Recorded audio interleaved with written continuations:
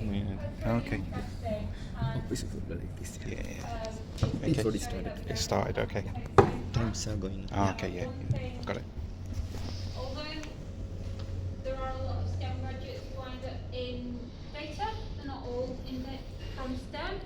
Our head of whatever your title is now, director of something or other, Dan Tibble, graduated from music. Yep. And was a musician for several years before he decided that it didn't pay very much. I didn't quite make several years, a few months maybe. He tried, but the dream didn't happen, guys. So now we have Chevron, who is going to tell us about systems architecture. I have a speak also. And remember to project. The idea I'm going to present is how to understand system and get familiarized with different architectural models and figures. Here, the term is basically considering art and technique of designing and building. With normal architecture, we are not going to consider much about construction in detail. So with the system, system is a kind of a interacting elements with some rules. So if we combine these two terms and the ideas, we can get a conceptual model like this. This normally defines structure and behavior and more views. You can see this comparison here with this building architecture and this conceptual, and this is a layered one, top to bottom. Here there are multiple architectural diagrams. The architecture can be a fundamental organization of a system like this here. System maps are there, kind of one way of organizing here, or can be a representation of the system. Here you can see this augmented reality architecture displays a hardware module, and world tracking can be a software module, and can be a physical elements. You might see a Pentium processor architecture, different kind of things. Floating point unit is a physical thing, and control unit is a physical thing. Bus unit is a physical thing. It can show important and top level elements like here, this dial and stuff. Or it can be a description of a design or formal description. This is less formal. If you connect these lines, you can get a kind of description. And it can be a life cycle processes. If we go through JMeter as a testing tool, we can show the architecture through processes. Here, request sends and serve response and saves and go into the cycle and process. And it can be structure of component with Log4j architecture. Someone can present it with some class diagram. And also with Android architecture, there's some component called camera. We take the camera as one system, and we can consider Android camera architecture as a separate one here. And here there are several types of system architectures. If you take the hardware architecture, and this normally go for not only computer. This is kind of basically physical components and their relationships. This is actuated. How to connect these things. If you go with the computer architecture, it's basically go with a set of rules and methods to describe functionality, organization, blah blah. And you can see this is one Neumann architecture. Here, input and CPU is there, and output is there. There's another one called hardware. It's not important here. If you take, there's a subcategory of a product called instruction set architecture. It's basically define how machine codes reads that can read the processor. This is a sample machine code here for MIT 32 at immediate instruction, and we can take a set of instruction and think it as architecture. Here it's called RISC, reduced instruction set computing. This one instruction has a fixed length, and and this normally go through one cycle. Here you can see the complexities for this here. This is a different instruction set, and this is a different instruction set. This is the one plan to how to apply to a processor. So we have the instruction set now.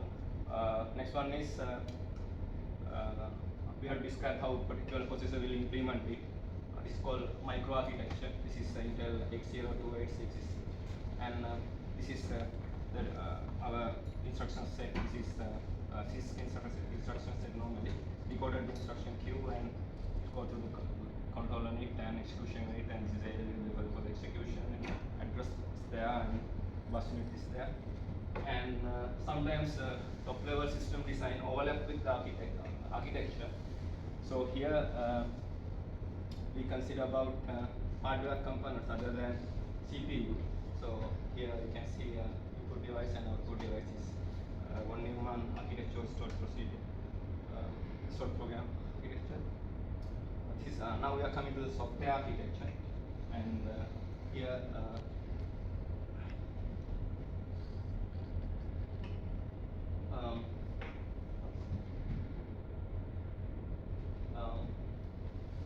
here normally we consider about fundamental structures of the software system and discipline.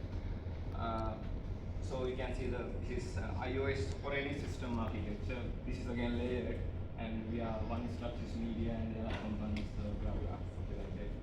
And we are coming back to Android architecture again. In architecture, in software architecture diagram, you can see a component. That component can be a part of a microscopic system like here, dial-up, email, and it can be important stuff, or it can be a fundamental to understand, or it can be something hard to change like here in the power management unit. And it can be a kind of architectural decisions like here Android runtime. It was placed between Java API framework and hardware abstraction layer here. And there are some characteristics and advantages in these software architectures and the best diagrams. It can serve a multitude of stakeholders.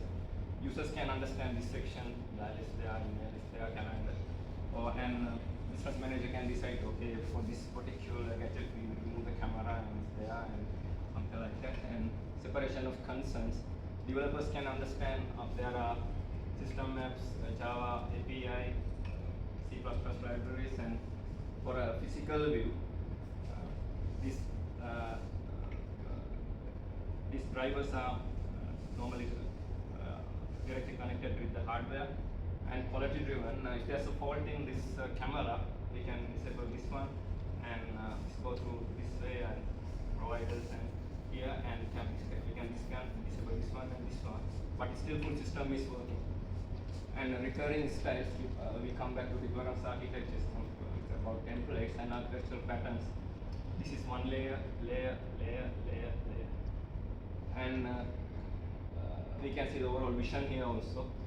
And cognitive constraints with the organization, we can understand there are system app developers and Java developers and C++ developers and driver developers in the one diagram.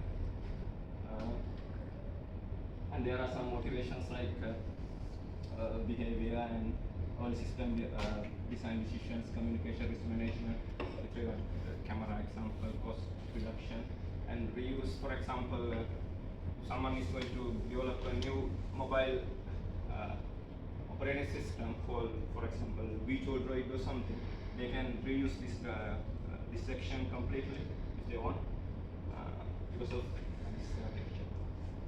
And there are some architectural activities. In the end of these activities, go through like this, and we are getting well-built architecture. And there are some architectural description languages for this implementation. We can describe this implementation by using this AADL language here. I only want to tell there are some things to looking at. That's the thing, without going into in-depth descriptions. There are architectural viewpoints like here, and the point I want to tell is that we can describe architecture by using class diagrams deployment diagram, use cases, etc. also. And there are architectural frameworks for their convention and principles and practices. This is one is the open group architecture framework. For you can see here, this is for the requirements and business architecture, and there are some technology architecture provide framework for architectures. And there's some another topic called software architecture erosion. Due to some problem with the architecture, if that system app developer has to access the lower level drivers, driver module of the camera, bypassing all these layers. So there's a problem with the architecture, then it will create a monolithic architecture as a one unit, and it's quite difficult to maintain. So we have to avoid that kind of cases as an example. And there are software architecture recoveries like reconstruction and reverse engineering. This is one system, one way to do it. You can use interviews and documentation analysis, etc. And there are architectural patterns like layered pattern, as I described here. So each layer provides access to the next layer. And there are, this is client server pattern, it's all the pattern, everyone knows about it, and peer-to-peer. And master slave pattern in database replication, we already heard about these patterns. File filter for preferring compilers. The compilers are using file filters most of the time. And broker pattern is another message broker software. And event bus for the notification services for the and microkernel architecture pattern, microservices, and space-based, and model view control pattern, very popular in worldwide web applications, and backward interpolation. I'm very sorry, but as I promised, I'm going to cut you off. You've overrun by a minute. If Sorry. you want to hear anything more, please go and talk to me afterwards. But there's pizza in the kitchen already.